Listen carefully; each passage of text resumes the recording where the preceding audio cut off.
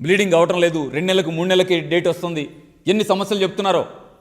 కారణం ఏంటి? Hormones imbalance. Hormones ఎందుకు ఇంబ్యాలెన్స్ అవుతున్నాయి? అన్నం పళ్ళెంలో విషం ఉంది, అది తింటున్న రోజు దాన్ని పక్కకు పెట్టండి.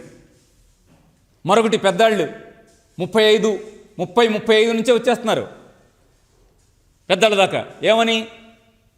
ఫైబ్రాయిడ్స్ ఫామ్ అయినాయి, బ్లీడింగ్ ఒకసారి మొదలైతే 15 రోజులు ఉంటుంది, అరే 20 రోజులకి బ్లీడింగ్ స్టార్ట్ అవుతుంది.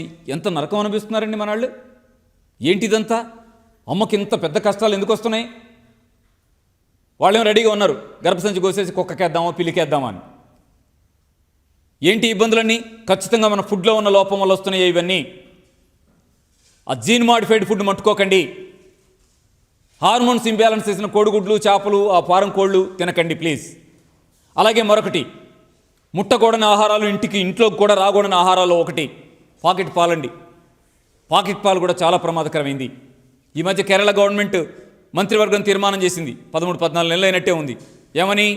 ఒక ప్రముఖ కంపెనీ పాల ప్యాకెట్లో క్యాన్సర్ కారకాలు ఉండటం వల్ల మా రాష్ట్రంలో అమ్మడానికి వీల్లేదని నిషేధించింది.